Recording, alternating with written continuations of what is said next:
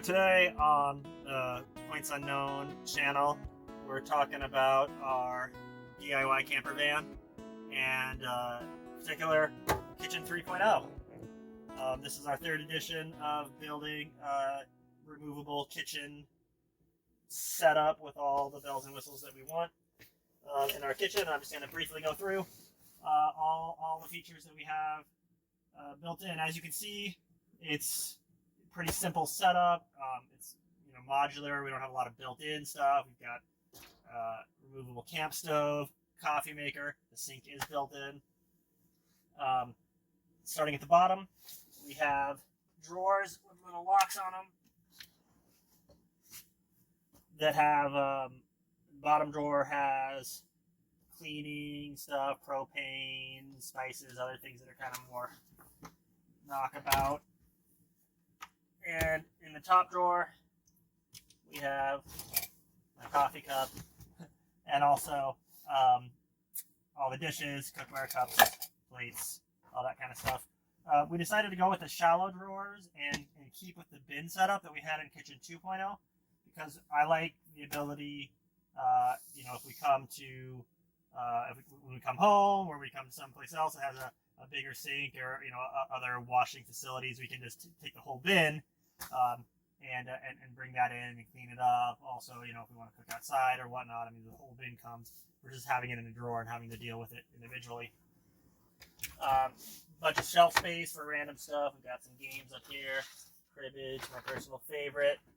And then over on this other side, we have down low, and I'll go through in more detail on the water system in a separate video. You can't really see it because it's dark, but we got our blue tank for clean water, green tank for wastewater.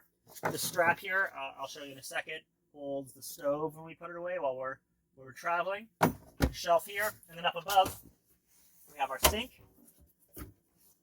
This is it's got dishes in it. This is a IKEA sink. It's probably the cheapest sink that you can find, at least it was the cheapest that we could find.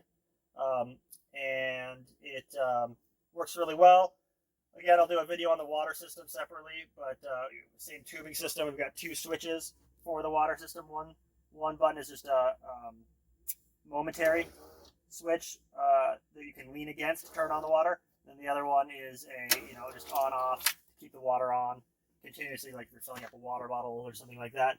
We have the extension. It kind of cuts into the door, which is fine. We can still get it in and out of the door space with the extension out, but it's really easy to take out, and it just sets down like that, and gives us even more space when we're moving about the van, and more space for cooking when we want that. And you can see it just sets right up nice and easy. So for the countertop, you can see it's nice and shiny. We did just regular 3/4 inch plywood. And then we put down a 2-part epoxy clear coat finish on top of it. I'd never done the epoxy before, but it was actually really easy to install. Just mixed the 2 parts together and then poured it over the entire kitchen countertop surface. We used just regular painter's tape for the forms to hold it in on the sides, which it leaked in a couple places, but mostly worked out pretty well. It actually kind of provided a nice little lip around the edge, kind of holds moisture in rather than stuff just dropping off the side. So overall, I'm really impressed with how easy and nice the epoxy finish looks on the countertop. So just show how we put the stove away in a nice spot here. I like to wrap it in a towel, and I should probably build like a nicer sleeve for it, sew up a nicer sleeve for it. But for now, you just wrap it in a towel. This just keeps it from vibrating a lot and making that metal clanky sound all the way down the road all the time. Let me set it in here. And get it low enough to fit. There we go. Get everything tucked in. And then we just have this red strap. Comes around the outside. There we go.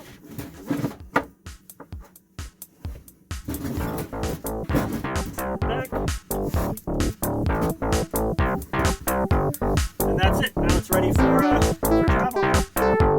As usual, detailed plans for our Kitchen 3.0 design are posted on pointsunknown.com. A link is in the description. But this 3D animation highlights the features and layout of our kitchen module. The base construction utilizes several sheets of 3/4 inch plywood, as well as a couple of 1x2 furring strips to provide support and trim where necessary.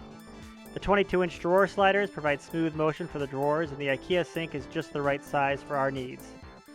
As we showed previously, our portable camp stove stows neatly in the space in front of our water tanks, and the water tanks themselves are easily accessible for filling and dumping from outside the van when the slider is fully open. Again, visit pointsunknown.com for more details on the construction of our kitchen module. For details on how the kitchen is mounted and secured in place, check out our Adventure Van to Toy Hauler video, where I spend a couple of minutes talking about the metal brackets we made that attach the kitchen module to the backseat mounting escutcheons. I think that covers it for Van Kitchen 3.0. If you like what you see, like and subscribe to the Points Unknown channel. We try to have more videos about DIY van building, motorcycling, camping, other fun features.